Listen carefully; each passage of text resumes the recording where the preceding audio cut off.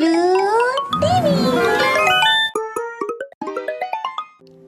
पूरी शर्त यह है कि निशाना तो यही साधना है तीर से, परंतु वो तीर हमारे इस शाही नद के अंदर से गुजरते हुए लगना चाहिए। सब ये बात सुनकर चौकन्ना हो गए।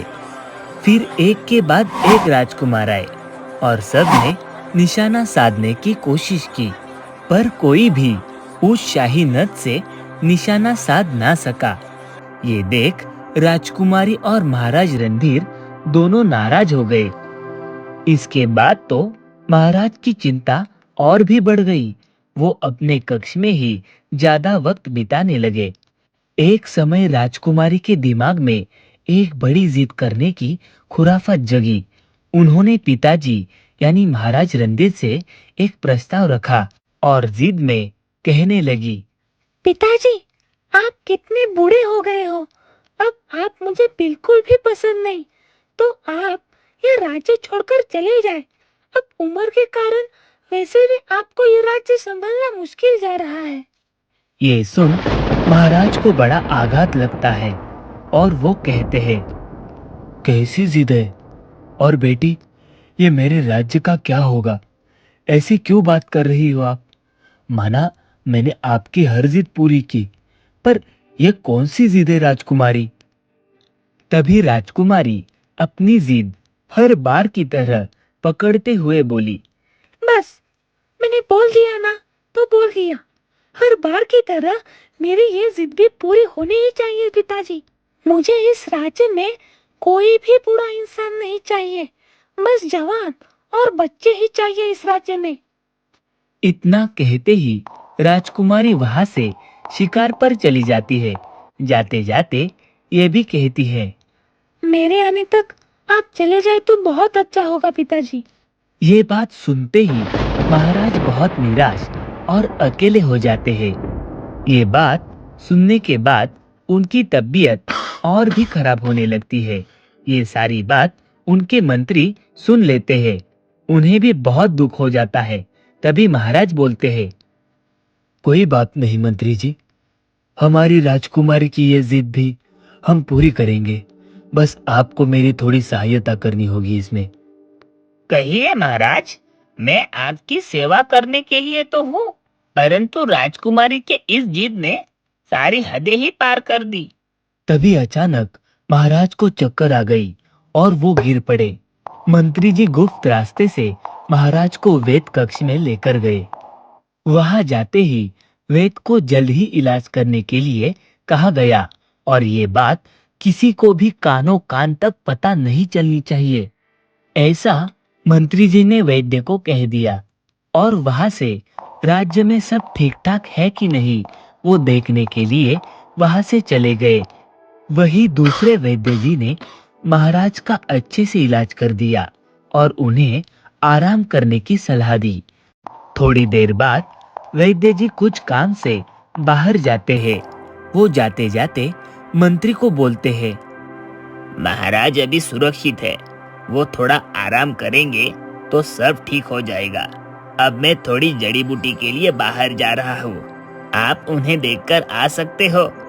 तभी मंत्री वैद्य का शुक्रिया करते हुए वहां से वेद कक्ष में पहुंचते हैं और देखते हैं कि महाराज वहां पर थे ही नहीं। वो चिंता में आ गए कि तभी उनकी नजर एक वहां रखे पत्र पर गई। ये क्या?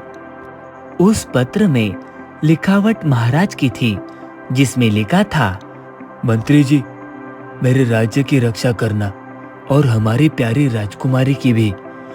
आज से आप ही महाराज हो और ये बात किसी को भी पता नहीं चलनी चाहिए, यहाँ तक कि राजकुमारी को भी नहीं। और हमारी चिंता नहीं करना, हम जहाँ कहीं भी रहेंगे ठीक रहेंगे। आप मेरी आज्ञा का पालन करें। आपका धन्यवाद मंत्री जी। महाराज का पत्र पढ़ते ही मंत्री के आंखों में आंसू आ गए। उनकी आज्ञा का पालन करते हुए मंत्री ने खुद को महाराज रणधीर में बदल दिया। वो बहुत ही दुखी थे। वो महाराज के कक्ष में बैठे थे। वही दूसरी ओर जिद्दी राजकुमारी सुकन्या शिकार करने एक घने जंगल में पहुंच गई। जंगल में शिकार करते वक्त राजकुमारी की नजर वहां के एक नदी के किनारे पर गई और खुद को उस नदी के पानी में देखने लगी और मन ही मन सोचने लगी, मैं तो बहुत सुंदर हूँ, मेरे पास तो सब कुछ है, मैं जो चाहूँ वो कर सकती हूँ। और अब तो पिताजी ने मेरी जिद मानकर राज्य भी छोड़ दिया होगा, तो अब से पूरा राज्य भी मेरा है। ऐसे ही अचानक तेज हवाएं चलने लगी। राजकुमारी सुकन्या को वो बचपन का बुरा दिन याद आ गया। तभी राजकुमारी ने जंगल से अपने महल की ओर जाने का सोचा और अपने घोड़े पर सवार होकर वो महल के रास्ते चल पड़ी कि तभी उसे महाराज के कक्ष से रोने की आवाज सुनाई दी। ये सुनते ही वो बोली, ये रोने की आवाज कैसे? और ये क्या? पिताजी अभी तक यही है, उन्होंने मेरी बात को सुना नहीं। मुझे और जिद करनी होगी, अभी खबर लेती हूँ।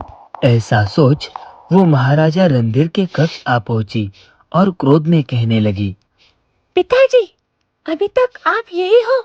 आपने मेरी बात सुनी थी कि नहीं? तभी अपने आंसू छुपाते हुए महाराज के कक्ष में बैठे मंत्री जी बोले, राजकुमारी, हम आपका विवाह करके ही यहाँ से जाएंगे, वादा करते हैं। कि तभी राजकुमारी बोली, कोई आवश्यकता नहीं है पिताजी, ये सब हम देख लेंगे, आप बस यहाँ से चले जाएं। मंत्री आगे कुछ बोलते कि तभी राजकुमारी जोर से कक्ष का दरवाजा पटकते हुए वहां से निकल जाती है। ये बात सुनकर और महाराज के दुख में आकर मंत्री जी बहुत बीमार हो जाते हैं और कुछ ही दिन के बाद उनकी मृत्यु हो जाती है। मरते तो मंत्री है, पर महाराज का वेश पहनने के कारण सबको लगता है कि महाराज रणधीर की मृत्यु हो गई। गांव भर में ये बात पहुंच जाती है। सभी बहुत दुखी थे, परंतु राजकुमारी सुकन्या, उन्हें तो इस बात का जरा भी दुख नहीं हुआ। वो बड़ी जिद्दी और स्वार्थी थी। राजकुमारी इस बात से अनजान थी कि जिसकी मृत्यु हुई है वो महाराज नहीं बल्कि मंत्री जी थे। ऐसे ही कुछ समय के बाद महाराज को बताए हुए फैसले को पूरा करते हुए पूरे राज्य में ये बात ऐलान करवाने के लिए कहती है, कोई बूढ़ा व्यक्ति अब इस राज्य में नहीं रहेगा, सिर्फ बच्चे और जवान ही यहाँ रह सकते हैं। राजकुमारी का ये हुक्म सुनते ही गांव भर में ये बात ऐलान हो जाती है। ये बात गांव में ऐलान होते ही सभी गांव वाले परेशान हो जाते हैं, पर राजकुमारी का हुक्म है तो सब उसकी बात को सुनकर दूसरे गांव चले जाते हैं।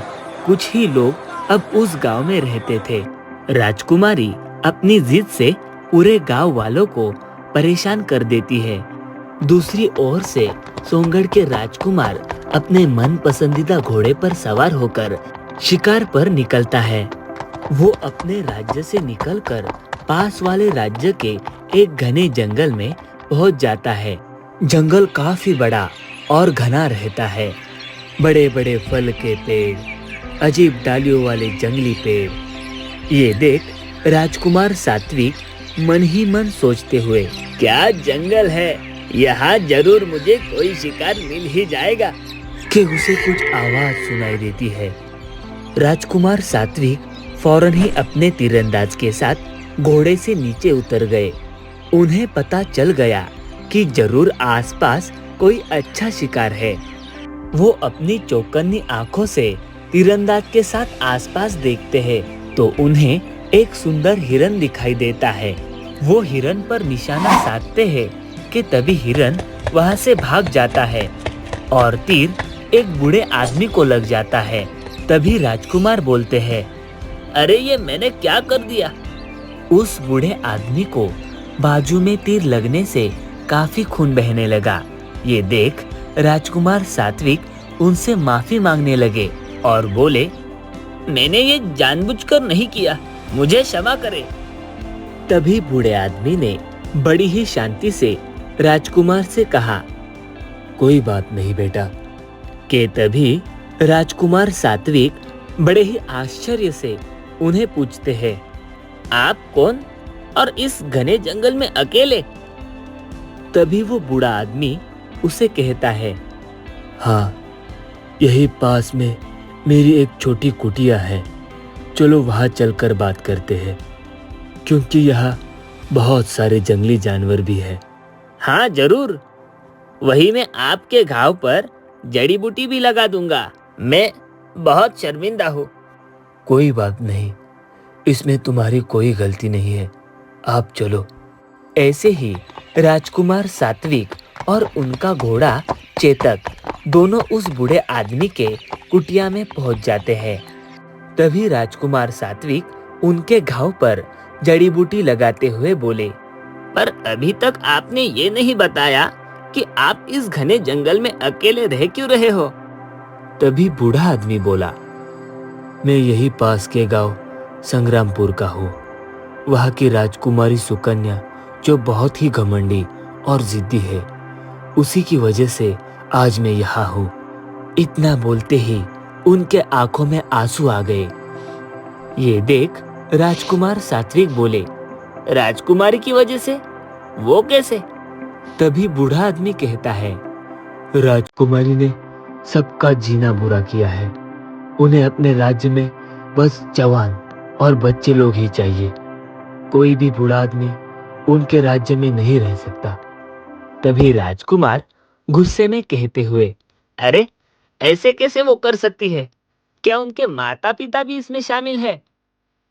तभी बूढ़ा आदमी बोलते हुए, अरे नहीं नहीं, महाराज विक्रमादित्य और महारानी नैना तो बहुत ही अच्छे और नेक दिल के थे।